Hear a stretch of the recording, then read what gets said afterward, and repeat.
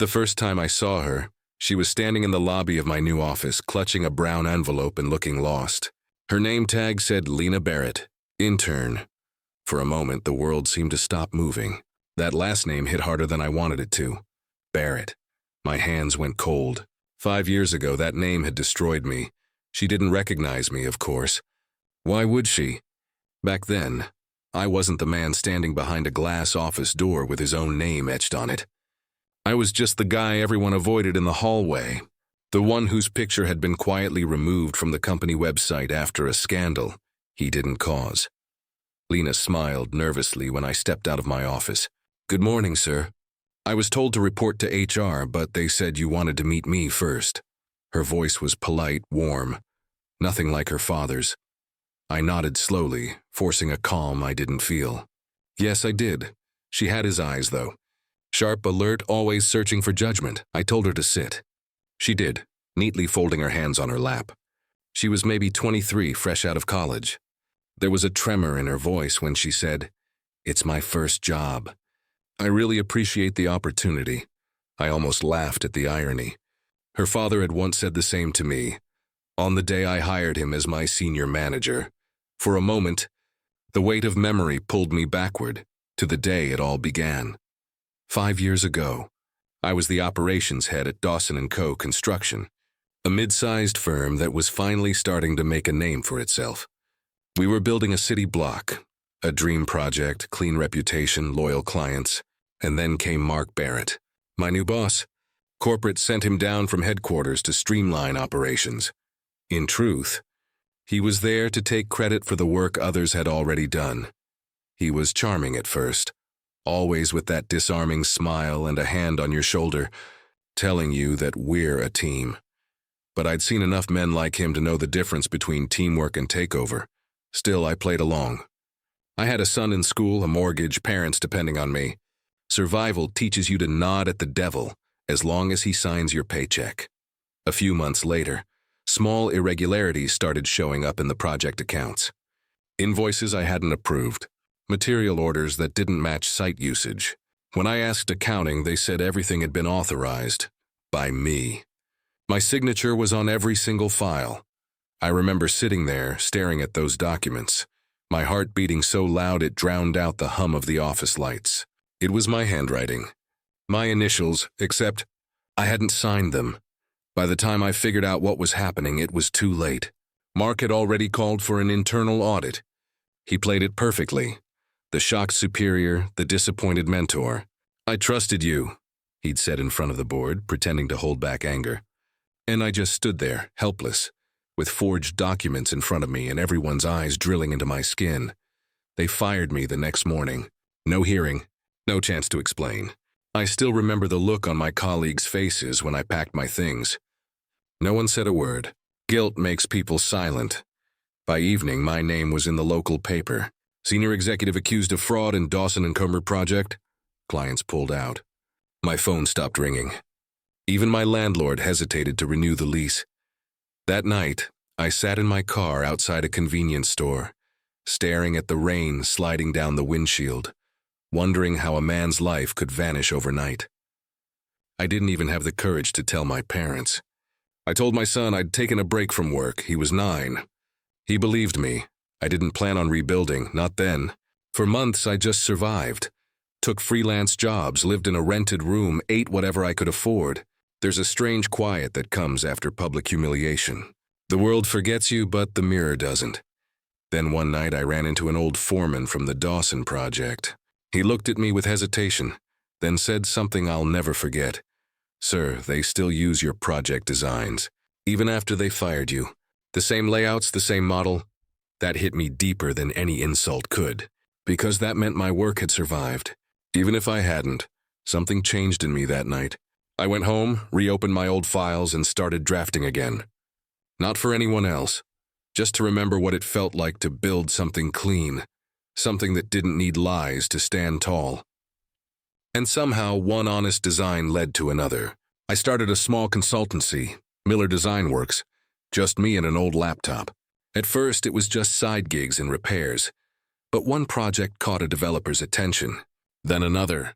2 years later, I had a real office. 5 years later, I had this one. And now, standing in front of me, was the daughter of the man who had destroyed everything I once was. She smiled nervously, unaware of the history that hung like smoke between us. "I'm sorry," she said. "I know you're busy. I just wanted to say I'll do my best here." I nodded. "You do that," I said softly. And as she left the room, I caught my reflection in the glass wall. Older, calmer, but not finished yet. Because life, in its strange, quiet way, had just brought the past back to my doorstep.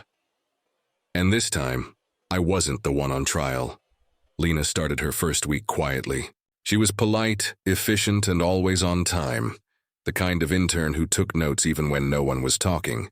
But what caught me wasn't her dedication. It was the way she looked at the world, like she was trying to prove something invisible. On her third day, she came into my office holding a file. "Mr. Hale, these are the supplier quotes you asked for." Her voice trembled slightly when she said my name. Not from fear, but from effort, like she was forcing herself to sound confident. I took the file, nodded, and said, "You can call me Daniel." She smiled, and a quick, shy one, and turned to leave. That's when I noticed something on the corner of her folder. A company logo, Barrett & Coed Developments. I froze. It was her father's company. The same one that had absorbed Dawson & Co. after the scandal. The same one whose clean acquisition had erased every trace of my name from the industry. I wanted to ask her why she had that logo, but I didn't, not yet.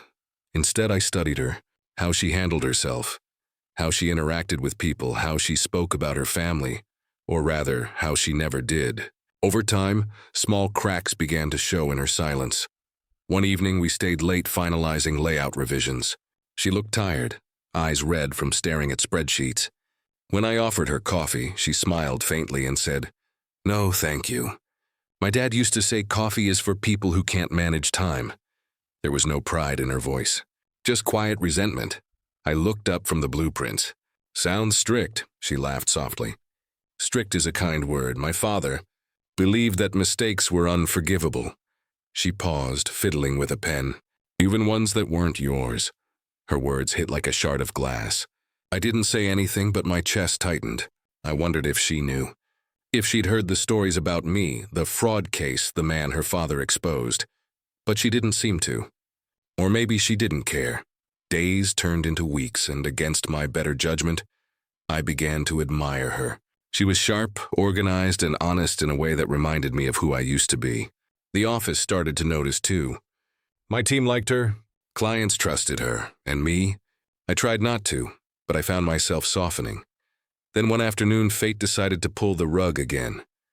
We were hosting a partnership meeting with several investors. The room buzzed with polite tension. Laughter too loud, suits too sharp. Midway through the presentation, Lena stepped in with the quarterly figures. One of the investors glanced at her and said casually, "You Barrett's kid?" The room went quiet. Lena hesitated, then nodded. "Yes, sir." A murmur went around. I felt it. The shift in air, the way people started whispering behind their smiles. Someone leaned toward another and muttered, "That's Daniel Hale's intern, the daughter of the guy who—" I didn't let him finish. "Let's get back to the numbers," I said sharply, cutting through the noise. The meeting stumbled forward, but my mind was already miles away. After it ended, Lena lingered at my door, guilt written all over her face. "I'm sorry," she said softly. "I didn't mean to cause a scene." I shook my head. "You didn't." But she kept staring at the floor. People treat me differently when they hear that name. I thought, maybe it wouldn't follow me here. I wanted to tell her that names have long shadows, that I knew it better than anyone. But I couldn't. Not yet. She looked up, eyes searching mine. "Did you know my father?" The question came out like a whisper, fragile but deliberate. And in that instant, every memory I'd buried clawed its way back. The boardroom, the accusations, his calm voice saying, "I'm disappointed in you, Daniel."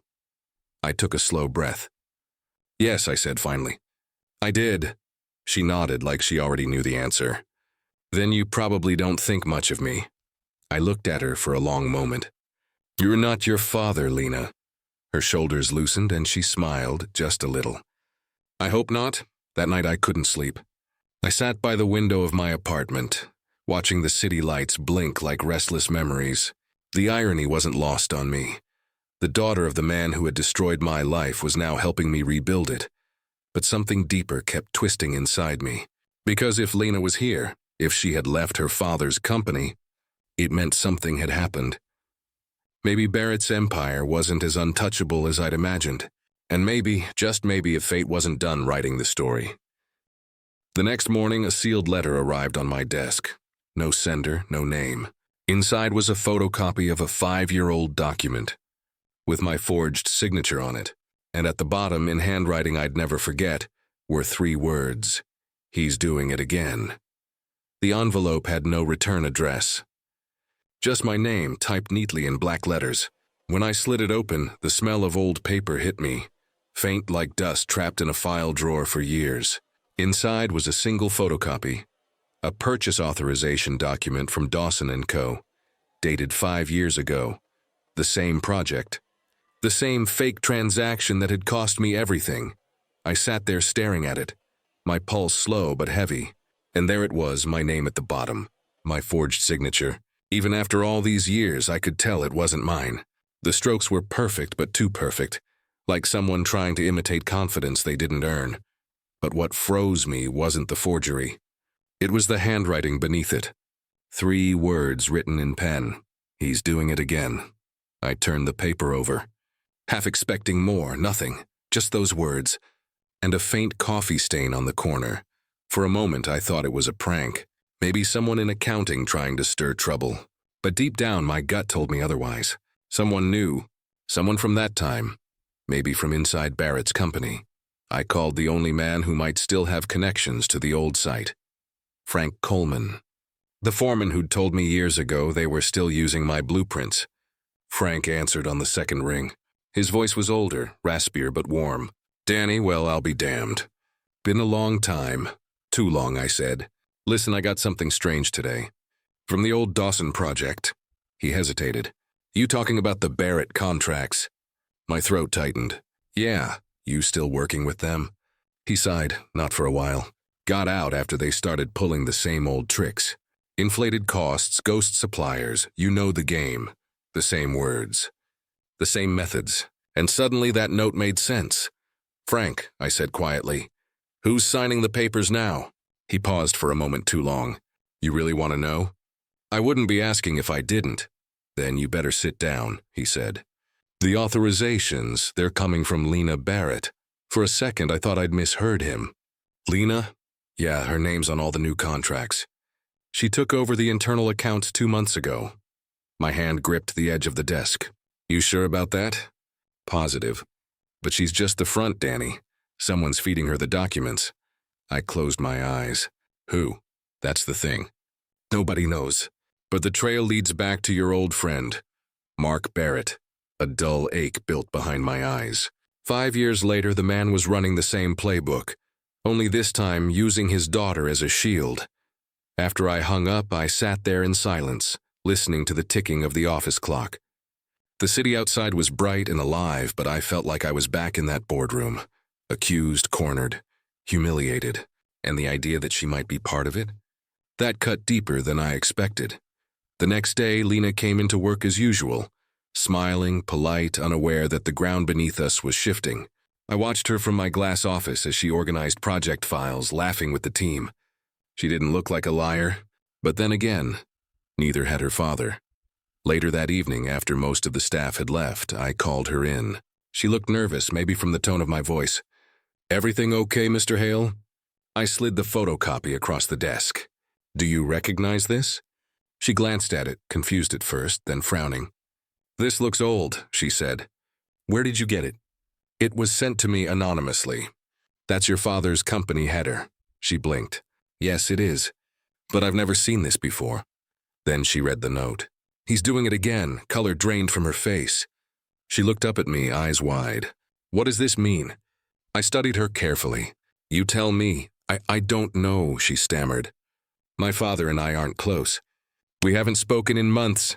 I didn't respond, and the silence stretched. Finally, she said quietly, "You think he sent this?" "I think someone's trying to warn me," I said. And your name's involved. She looked down at the paper again, her voice trembling. If my name's on anything illegal, I swear I didn't sign it. I believe you, I said. And I meant it. Her eyes softened. Then what do we do? I hesitated before answering. Find out who sent this, I said. And why? Over the next few days, Lena and I dug through files on old and new. Invoices, project logs, internal emails. Most of it was clean. But there were patterns. Minor discrepancies that didn't add up. Extra payments. Duplicate supplier names.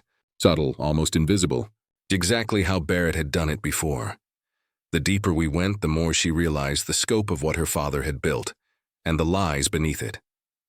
One night, as we sat surrounded by stacks of paperwork, she looked at me and whispered, I think I know who sent the letter. Who? I asked.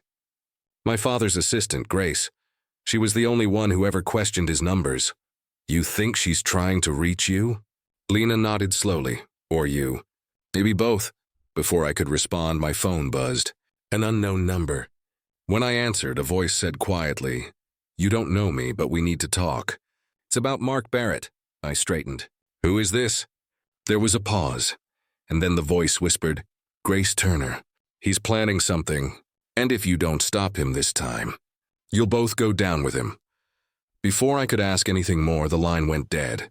A text came through seconds later. One address, no name. When I looked it up, my stomach dropped. It was the old Dawson site, the place where everything had fallen apart 5 years ago. And someone wanted me back there, tonight. The address glowed on my phone screen like a ghost trying to find its way home. 214 West Dockyard Road, the old Dawson site. I hadn't been there since the day they fired me. By midnight, the city was asleep. The roads were quiet, except for the soft hum of the tires beneath me. Beside me in the passenger seat, Lena stared out the window, her face pale in the passing streetlights. You're sure this is safe? She asked. No, I said truthfully. But if your father's running the same scam again, this is where we'll find proof. She nodded, biting her lip. He used to take me to that site when I was a kid, she murmured. He said it was his proudest project. The bitterness in her tone made me glance at her. There was pain there, old unspoken pain, and I realized she wasn't here just for answers. She was here to face her own ghost too. When we reached the gate, the place looked like a skeleton of its former self. Half-built foundations, rusting cranes, broken glass scattered like old lies. A security light flickered near the office trailer, throwing long shadows across the concrete. Lena hesitated. This feels wrong. Yeah, I said. That's how you know you're in the right place. We slipped inside through a gap in the fence. The cold air smelled like dust and rain. Every step echoed louder than it should have. The trailer door creaked open when I pushed it. Inside, the smell hit me. Old coffee, damp papers, the same desk I'd once sat behind. Time hadn't moved here. Only I had. Lena ran her hand along the table, wiping away a layer of dust. This was your office, she said softly. I nodded. Used to be. She knelt beside a filing cabinet, tugging at the drawers. Locked. I pulled a small screwdriver from my coat pocket, habit, not coincidence. Not for long. A few minutes later, the drawer gave way. Inside were dozens of old ledgers and printouts, payroll records, invoices, project statements. Most were water-stained, but one folder stood out. B Account Archive. The same internal code used for off-ledger accounts. Lena's eyes widened. That's his handwriting.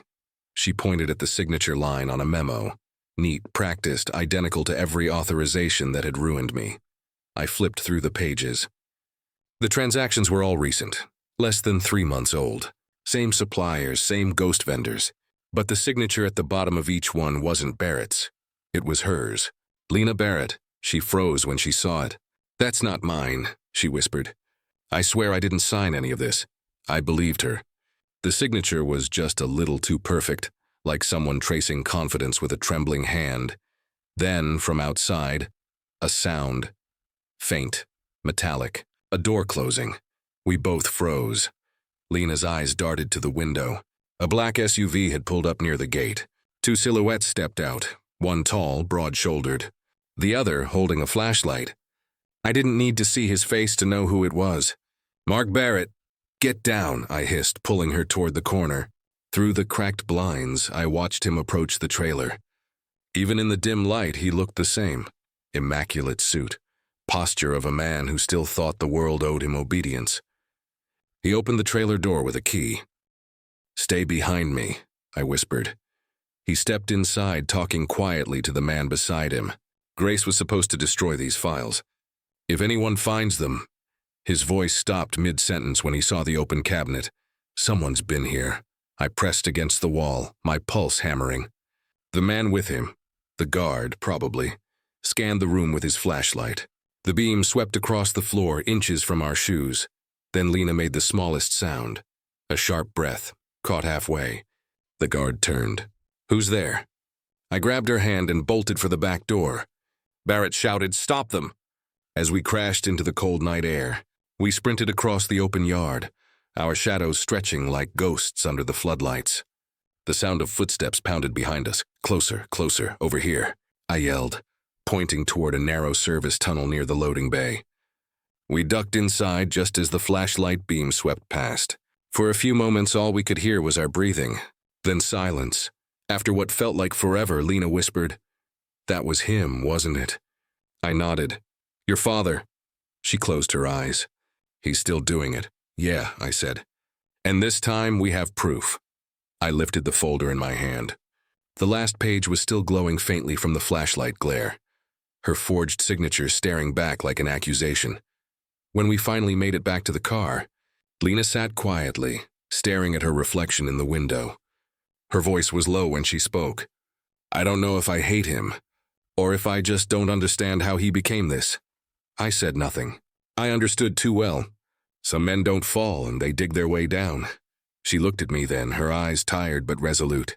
"What happens now?" I started the engine. "Now?" We finished what he started. "But on our terms." The next morning, a news alert lit up my phone. Mark Barrett hospitalized after late-night incident at construction site. And beneath it, one chilling line: police suspect attempted sabotage by an unknown intruder. But I already knew the truth. The only people there last night were us. The notification lit up my screen before the sun did. Mark Barrett hospitalized after explosion at abandoned site. Police investigating possible arson. For a full minute, I just stared at it. The news anchor's voice played faintly in the background of the video thumbnail. Officials confirmed that prominent developer Mark Barrett was found unconscious near an old project site late last night. The same site we had just escaped from. Lena called before I could even finish reading. Her voice was shaking. "Daniel, please tell me you're seeing the news." "I am. They think someone tried to kill him." I rubbed my forehead, still trying to process everything. "They'll start with who was there last." She went quiet. "We were there," she whispered. I looked around my office, the quiet hum of morning, the half-drunk coffee, the city waking up beyond the glass. 5 years ago, I'd been framed for fraud. Now it looked like I was about to be framed for something far worse. By noon, 2 detectives were waiting in the lobby. "Mr. Hale?" the taller one asked, flashing a badge. "Detective Morales, this is Detective Reed. We'd like to ask a few questions about your connection to Mark Barrett." My staff froze. Lena wasn't in yet, thank God. So at least she didn't have to see the way everyone looked at me. History was repeating itself, almost word for word. We went into my office. Morales flipped open a small notepad. "You were seen entering the Dawson site around 11 p.m. last night." "I was," I said evenly. "I got a message to meet someone there. Anonymous message." I nodded. He exchanged a look with Reed. "And you expect us to believe that?" "I don't expect anything," I said. "I went there, found old records, and left." "That's it." Reed leaned forward. "You didn't see Mr. Barrett?" I met his eyes. "I saw him arrive. We didn't speak." Morales scribbled something down. "What time did you leave?" "About 10 minutes before the explosion." That detail landed like a hammer. Reed smirked. "Convenient timing." I didn't respond. There was no point arguing with men who'd already made up their minds. After 20 tense minutes, they stood up. "We'll be in touch," Morales said. "Don't leave town." When they were gone, I sank into my chair, the silence pressing in. My reflection in the glass looked like the man I used to be. Tired, cornered, guilty of something I hadn't done. Except this time I wasn't alone. Lena came in later, eyes red from crying. "They came to my apartment," she said quietly. "They think I helped you." Her voice cracked. "He's alive, Daniel. My father's in a coma. They found traces of accelerant near his car." I felt a slow chill crawl through me. "Accelerant?" She nodded. "They're saying someone tried to burn the evidence. And since you were there..." She didn't need to finish. We sat in silence for a moment, both of us trying to hold our breath through the storm. Finally, she whispered, "Grace, she's the only one who knew we'd gone there." The name hit hard. Grace Turner, Barrett's assistant. The same woman who had sent the message. The same woman who'd said, "If you don't stop him this time, you'll both go down with him." I pulled up my phone, scrolling through the text thread. The message was gone. Deleted, not by me. "She's covering her tracks," I muttered. "Or someone's covering them for her." Lena sat forward. "You think my father set this up?" I met her eyes. If he knew he was being exposed, maybe he wanted one last performance. Something that would bury his enemies before he fell. Her lip trembled. "Including his own daughter?" "Especially his own daughter," I said. "Men like him don't see family. They see pieces on a board. We needed proof, something that showed the setup wasn't ours. So we went back to what we did best, digging." I called Frank again. "Danny, I heard about Barrett," he said immediately. "You okay?" "Barely. I need access to the Ridgewater security archives, the ones from the site." He hesitated. "You think the cameras caught something?" "I think they caught everything." An hour later, I was sitting in Frank's dusty garage while he plugged an old hard drive into a laptop. The screen flickered to life. A grainy black and white feed of the Dawson site. Time-stamped 10:43 p.m. There I was, walking in with Lena. Then 10 minutes later, Barrett's SUV. He entered the trailer, pacing, shouting at someone we couldn't see. But what happened next made my blood run cold. A third figure entered from the shadows, smaller, thinner. She wore a long coat, her hair tied back. Grace Barrett pointed at the cabinet. She shook her head, saying something we couldn't hear. He slammed his fist on the desk and she flinched. Then she pulled something from her coat. A lighter. "Pause," I said. Frank stopped the video. My heart was pounding. "Go forward 30 seconds. Grace dropped the lighter, flame catching the edge of some old paperwork. Barrett lunged to stop it, but the screen blurred as a flash filled the frame. Then smoke, chaos, and Grace. The next frame showed Barrett staggering out of the trailer alone, coughing, collapsing near the SUV. I leaned back, exhaling shakily. He wasn't attacked. He was cleaning up, and she panicked. Lena covered her mouth. She tried to destroy everything. "Yeah," I said. "But now we have her on video doing it." I copied the file to my drive. "This clears us. We'll take it to the police tomorrow." But Frank didn't look relieved. He stared at the paused frame, frowning.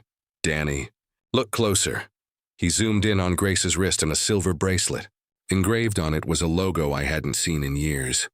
Barrett Holdings Legal Division, which meant only one thing. Grace hadn't gone rogue. She was still working for him. That night, as I stepped out of Frank's garage, my phone buzzed again. One new message. No number. A photo of me and Lena together at the site. And one chilling line beneath it. "Nice try, Daniel. You were always predictable." The message glowed on my phone screen long after I'd stopped breathing. "Nice try, Daniel. You were always predictable." No sender. No timestamp. Just those words. Sharp, taunting, alive. But Barrett was in a coma. At least that's what every news outlet in the city was reporting.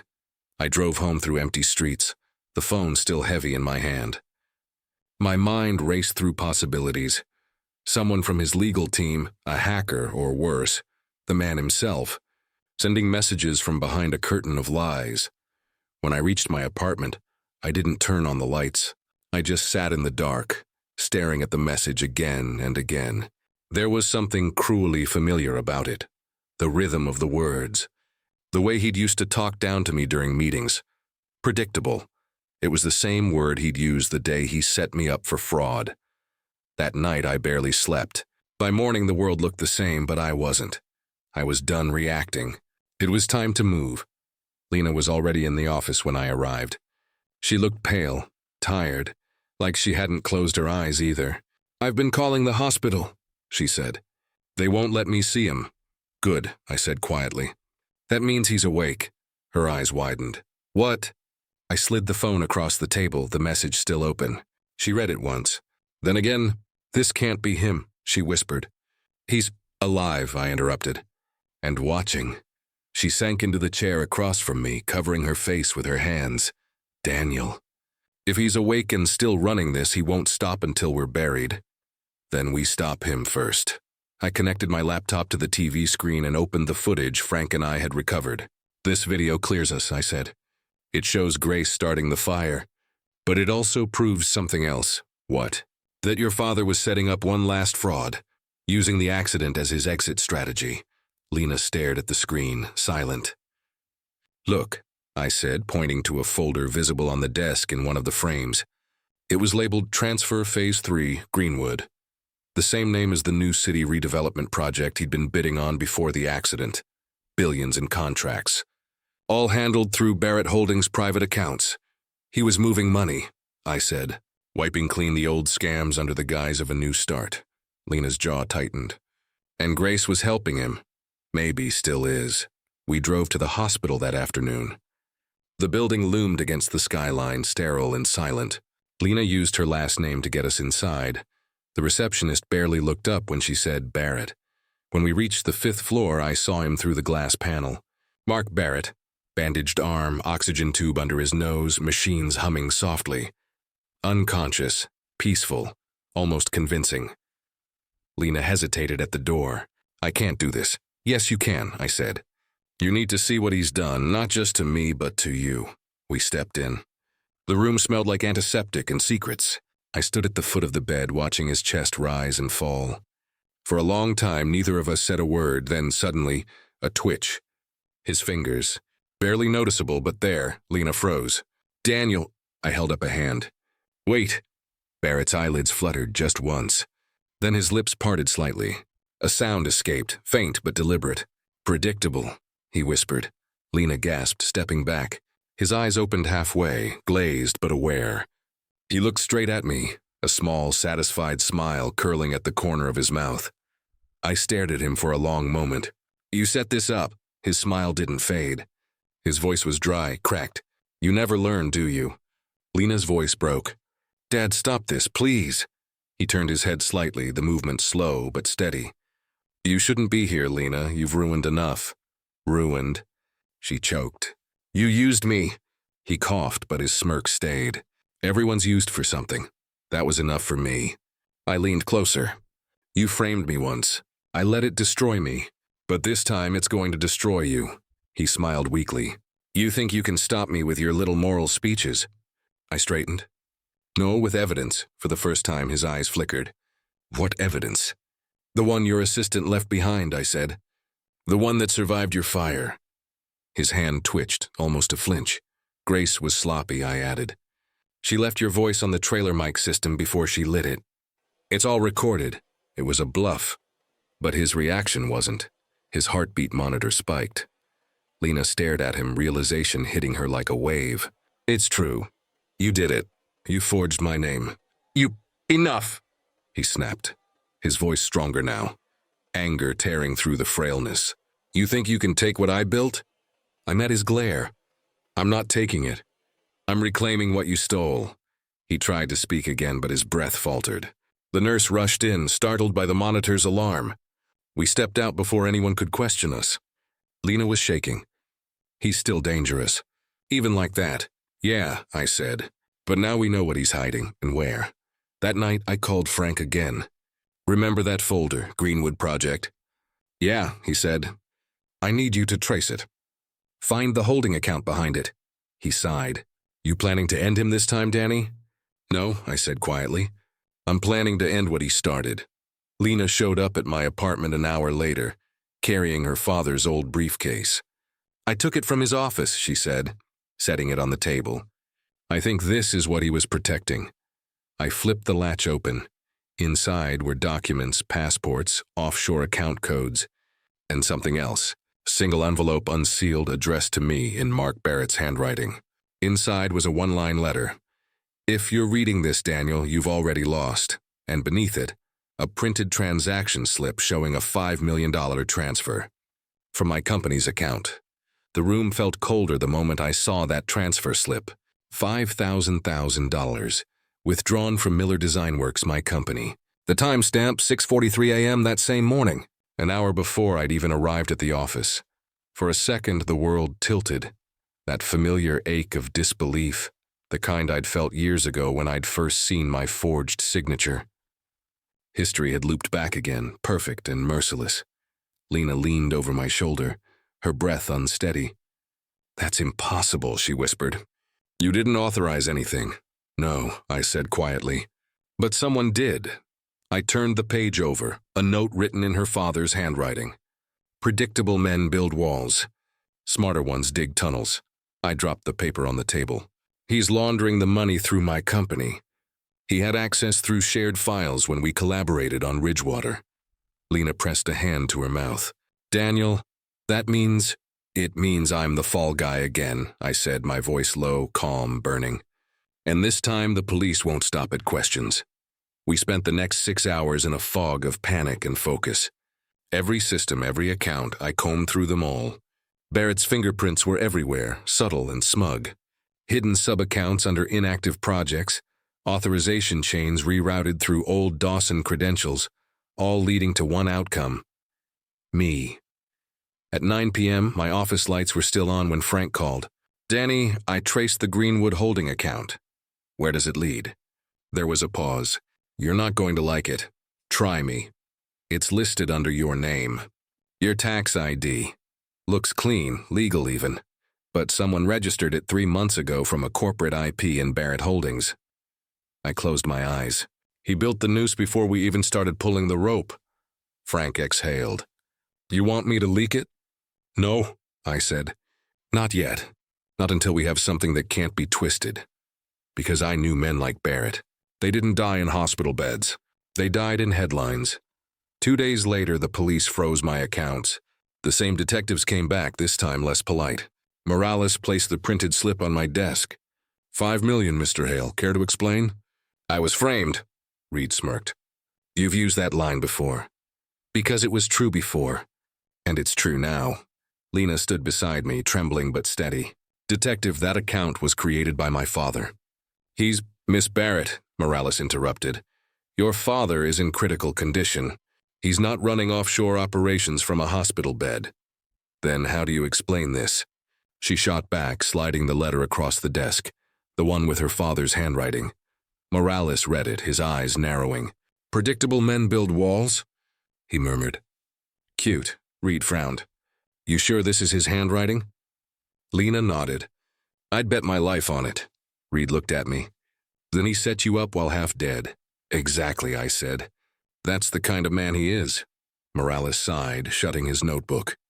"We'll verify the document. But until then, you're both to remain available for questioning." He stood to leave. "If you're telling the truth, Mr. Hale, you'll need a miracle." He wasn't wrong. That night I went home and sat in silence for a long time. I thought about everything. The first accusation, the lost years, the endless cycle of proof and pain. And then I thought about Lena. Still fighting, still carrying the name that had destroyed mine. I wasn't going to let her drown with me. I opened my laptop, went through every server backup, every draft Barrett had ever touched. And then, in a hidden folder buried under dummy code, I found it. An audio file, labeled simply, Foundation. When I hit play, static filled the speakers. Then his voice, unmistakable, sharp even through distortion. "If this works, Hale will take the fall twice. Once for the fraud, once for the cleanup. The man never learns. Always trying to play hero." A click, then another voice, Grace Turner. "And your daughter?" "Collateral," he said flatly. "She'll hate him more if she thinks he did it." The recording ended there, short, brutal, undeniable. I sat still for a long time, the sound of my heartbeat filling the silence. Then I smiled for the first time in weeks. "This time," I whispered, "you signed your own sentence." By morning, the recording was on every major news outlet. Anonymous upload. Time-stamped, geotagged, verified. Exclusive. Developer Mark Barrett implicated in multi-million-dollar fraud scheme. Audio evidence leaked. The headlines spread like wildfire. Within hours, the police cleared me. By evening, Barrett Holdings' board announced his resignation due to health concerns. And Grace Turner? She vanished, gone before anyone could question her. But I didn't care. I had what mattered. Truth, Lena came to see me that night. Her eyes were red, but her shoulders were straighter. "He's being transferred to a private facility," she said quietly. "The board wants to distance themselves." I nodded. "Good." She hesitated. "He'll never apologize, Daniel." "I don't need him to," I said. "He's living in the prison he built." She looked at me for a long moment. "You could have leaked more, destroyed him completely." I met her gaze. "That's the difference between us and him. We know when to stop." Weeks passed. The chaos died down. The media found new scandals. But inside, I was different. Lighter. I'd started a new division, Reclaim Projects, focused on rebuilding properties abandoned after corruption cases. The first site we restored? The old Dawson lot. We turned it into a community training center, a place for second chances. One afternoon, as I was leaving the office, Lena stopped me at the door. She handed me an envelope. "From my father's lawyer," she said softly. "He transferred all remaining shares of Barrett Holdings to you before the investigation." I frowned. "Why would he?" She smiled sadly. "Because even in his defeat, he wanted you to remember his name." I stared at the papers for a long time. Then I tore them in half. "Then he'll remember mine instead." That night I drove out to the Dawson Center, the site of everything I'd lost and found. The building glowed under the streetlights, filled with people, laughter, the sound of rebuilding. I stood there for a while, breathing in the scent of new paint and cut wood, the smell of beginnings. Lena joined me on the steps. "Do you ever think about what might have been if none of it happened?" I smiled faintly. "Every day. Then I remind myself, if it hadn't, I'd still be working for men like him instead of building for people like this." She nodded, tears glinting in her eyes. "You really forgive him?" I looked at the skyline. "No, but I understand him, and that's enough." Later, as I locked up for the night, I caught my reflection in the glass. Older, steadier, unafraid. The man who'd once been broken had rebuilt, not out of vengeance, but out of purpose. I whispered to the empty hallway, "You framed me twice, Barrett, but both times you built the foundation I'd rise from." And with that, I walked out into the night, free, finally, from every shadow that once carried his name. Some men spend their lives building empires, others build redemption. I guess I finally learned which kind lasts longer.